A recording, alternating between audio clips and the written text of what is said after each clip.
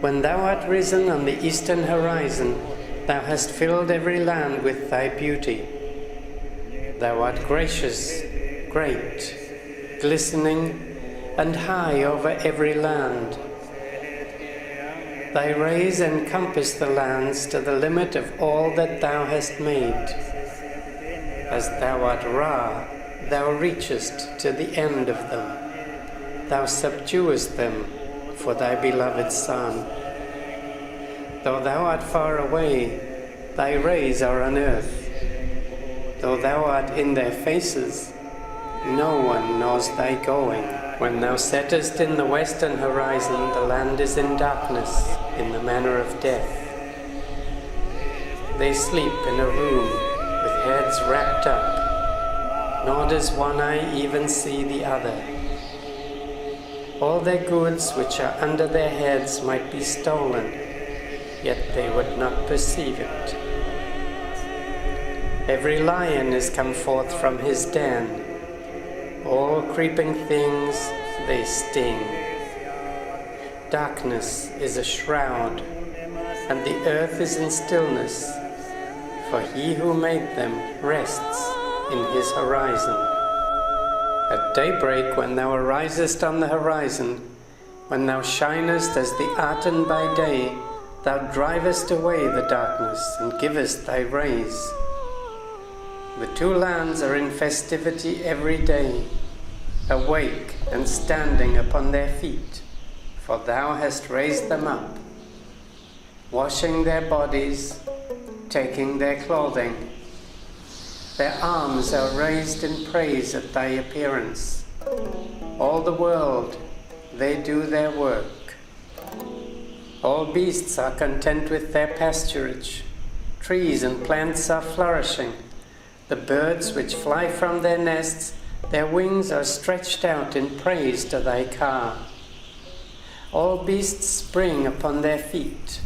Whatever flies and alights, they live when thou hast risen for them. The ships are sailing north and south as well, for every way is open at thy appearance. The fish in the river dart before thy face. Thy rays are in the midst of the great green sea. Creator of seed and women, thou who makest fluid into man, who maintainest the son in the womb of his mother, who soothest him with that which stills his weeping, thou nurse, even in the womb, who givest breath to sustain all that he has made. When he descends from the womb to breathe on the day when he is born, thou openest his mouth completely, thou suppliest his necessities.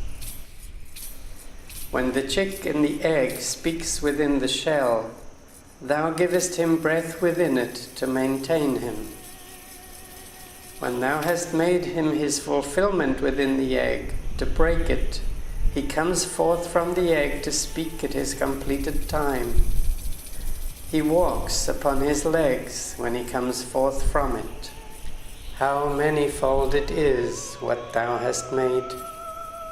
They are hidden from the face of man.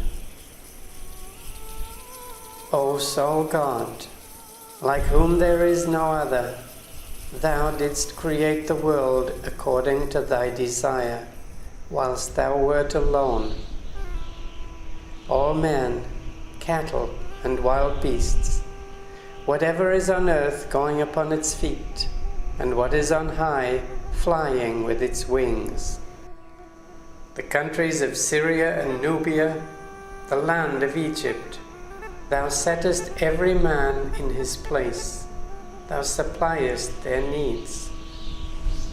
Everyone has his food, and his time of life is reckoned.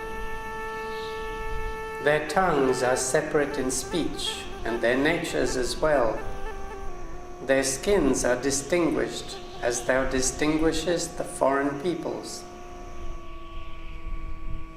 Thou makest a Nile in the underworld.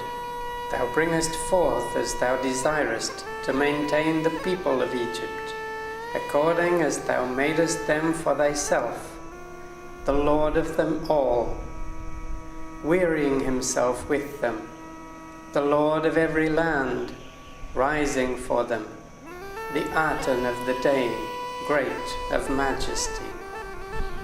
All distant foreign countries thou makest their life also, for thou hast set a Nile in heaven, that it may descend for them, and make waves upon the mountains like the great green sea, to water their fields in their towns. How effective they are, thy plans, O Lord of eternity! The Nile in heaven, it is for the foreign peoples, and for the beasts of every desert that go upon their feet, while the true Nile comes from the underworld. Thy rays suckle every meadow. When thou risest, they live, they grow for thee. Thou makest the seasons in order to rear all that thou hast made, the winter to cool them, and the heat that they may taste thee. Thou hast made a distant sky in order to rise therein, in order to see all that thou dost make.